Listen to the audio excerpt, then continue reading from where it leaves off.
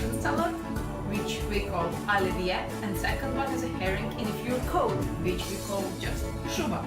We make two of them at the same time with one reason, because they are made more or less of the same ingredients and the preparations are quite the same. So we save our time, our forces, our energy, and make two dishes at the same time. And maybe that's why they're also quite often found on the same table during celebrations like New Year, birthdays, or any other occasion.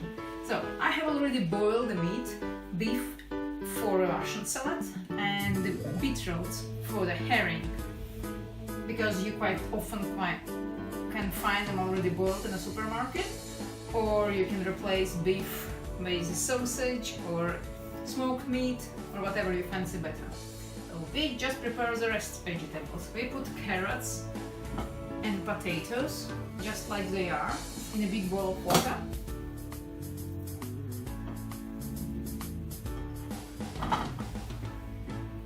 No salt, nothing. Just bring them to boil. We will need to boil them for like 15-20 minutes. And eggs.